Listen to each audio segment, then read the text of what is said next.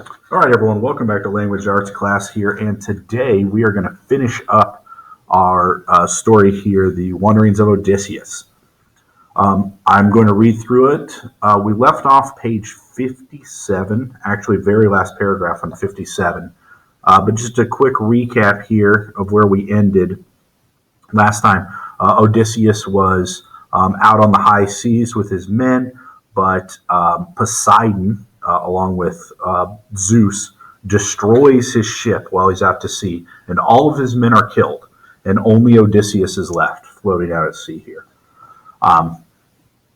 Okay, going on then to very last paragraph, page 57. His journey was now nearly done.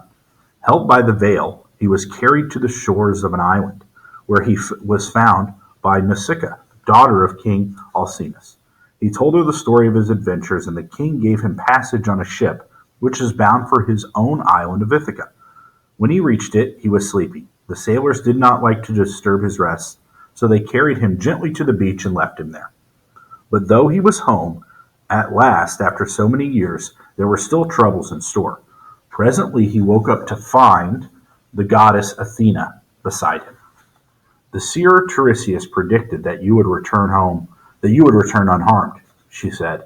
That much has been achieved satisfactorily. But remember that he has also said other things, that my possessions would be in the hands of others. Is that what you mean? Odysseus asked. There should be little difficulty in dealing with him once I reveal myself. But what has happened to my wife Penelope? How has she survived in all of this? And my son Telemachus? So remember, Odysseus has been gone for 20 years now. His son has never met him. He left on the day his son was born. And Penelope hasn't seen him in 20 years. So he doesn't really know what he's coming home to. He just knows that there are people there trying to take his throne from him. Okay, let's go on. Telemachus has gone to Sparta to try and gain some news of you from Menelaus and Helen, who recently returned from Troy, Athene said. He has been powerless to stop what has been happening, for your enemies have been many and powerful, and indeed they are at this moment plotting to kill Telemachus on his return. In this way they hope to destroy the last protector of Penelope. She has waited faithfully for you. Many men have tried to persuade her into marriage, but with her son's help she has refused them all. They are all persistent, and some have threatened violence. But she has held them off by promising that she will accept one or other of them with the tapestry she is weaving when the tapestry she is weaving is complete. Each day she works at it, and each night she unravels what she has done. But such a stratagem cannot succeed forever, particularly if Telemachus is taken from her.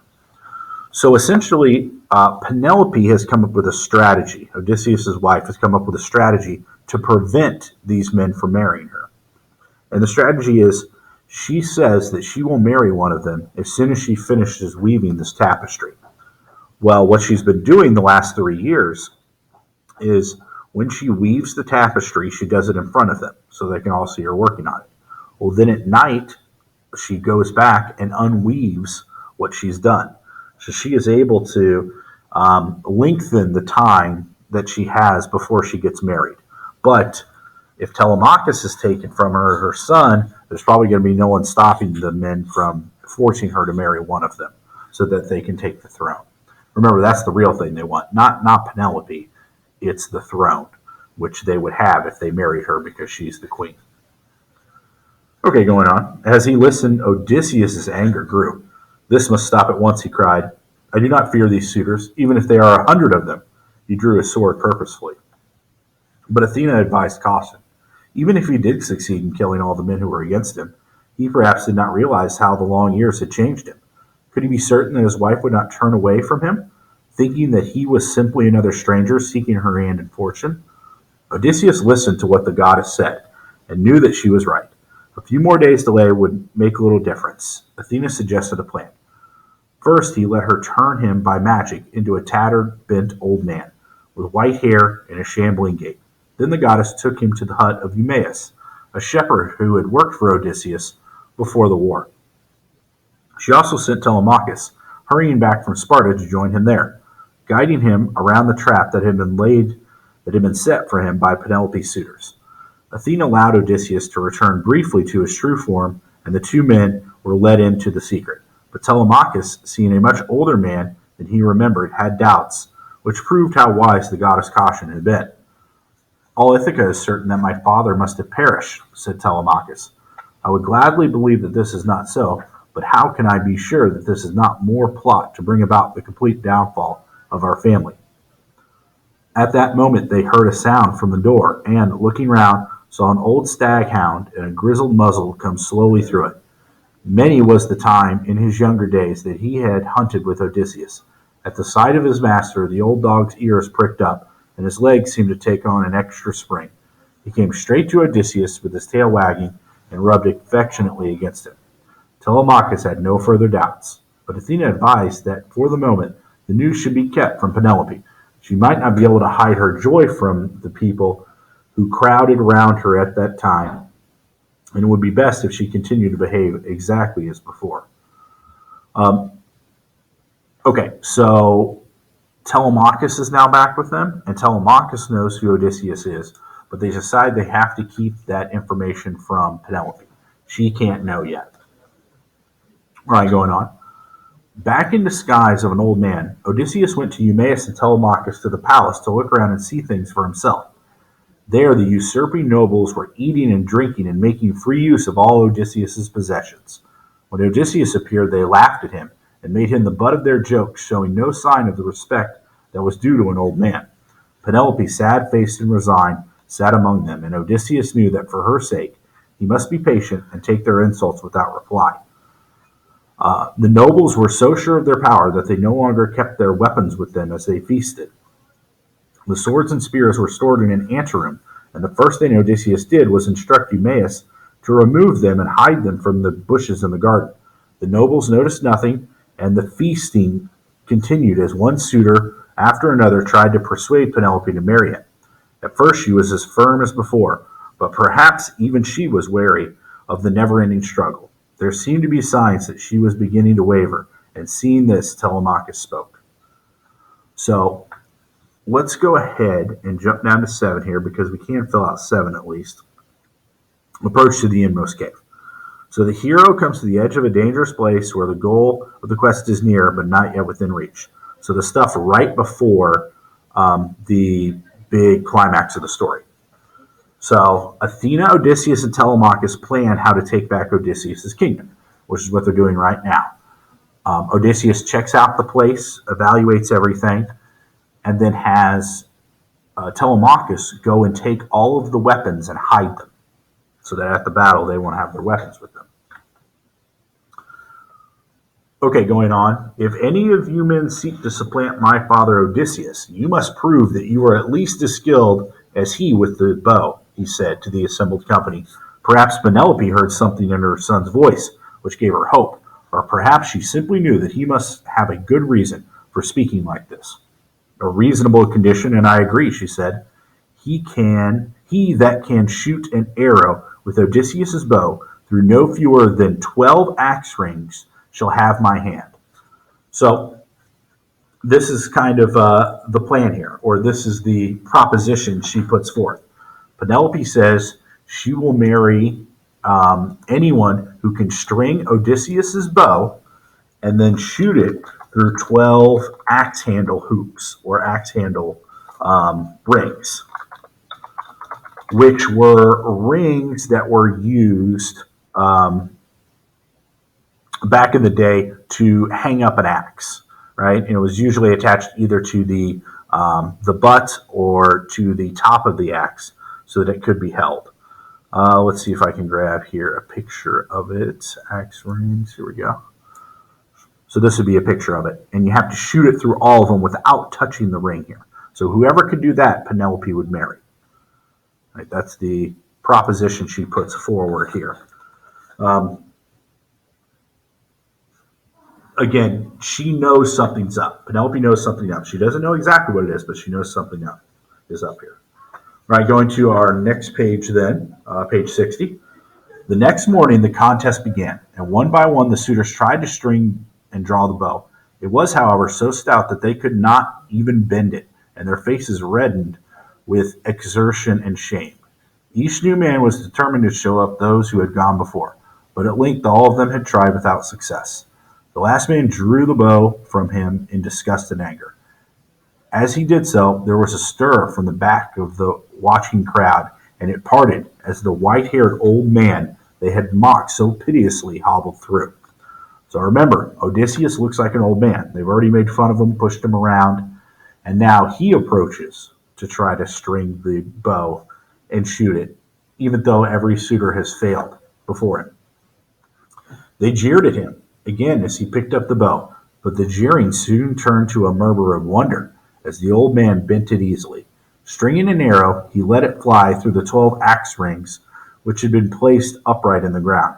For a long moment there was silence. Then the old man straightened, and suddenly Odysseus was standing there. So Athena gets rid of the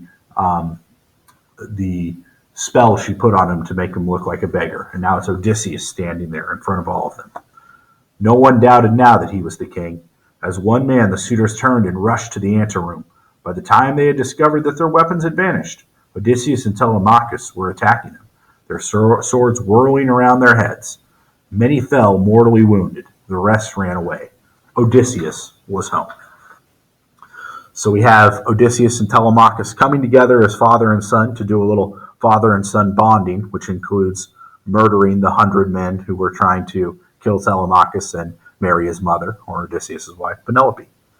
Okay, let's go ahead then and fill out the rest of our 12 steps. We'll start with step 8 here, the supreme ordeal. So this is the big confrontation or the climax of the story. This would obviously be the battle between Odysseus and Telemachus against the suitors. So that battle right there between Odysseus and Telemachus battling the suitors. Then we get to our reward. So the hero celebrates the fact that he or she has survived death and takes possession of what he or she is seeking. For a reward, we are going to put here that Odysseus gets his revenge against the suitors, which is something that he has wanted. Revenge against the suitors. All right, our next one here is the road back.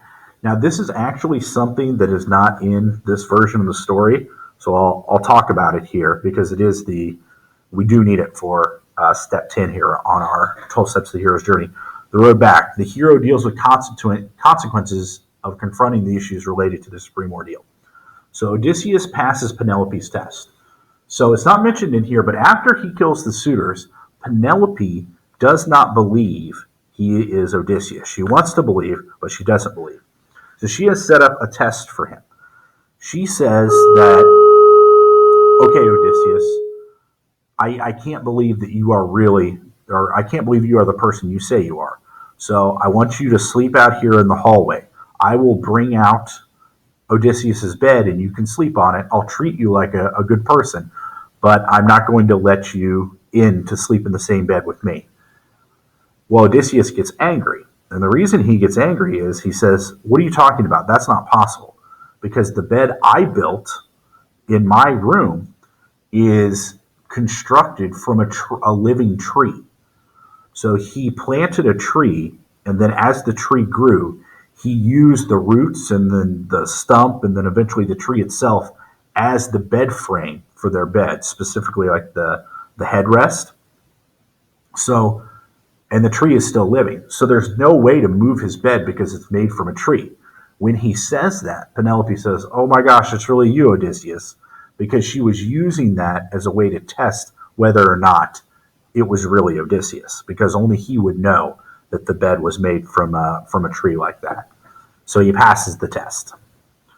Then going on here, the threshold crossing, resurrection or rebirth. This is where the hero ends at the same place they started. So Odysseus takes back his family and throne, which is where he started in the beginning of the story.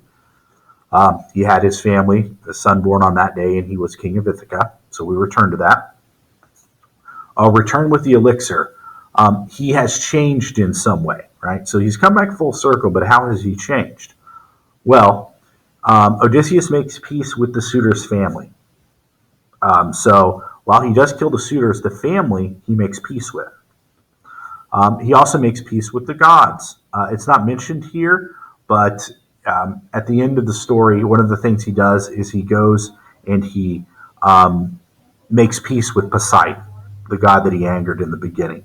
And by doing that, then it helps. He makes peace with the gods. He's also humbled now and will lead a life without pride. Because remember, pride is what has got him in trouble throughout the story. He always thought he was better, smarter than everyone, even the gods. Now he realizes that and doesn't take any of that for granted. All right, everyone, that is the end of the wanderings of Odysseus and our 12 steps of the hero's journey. I will talk to you guys next time.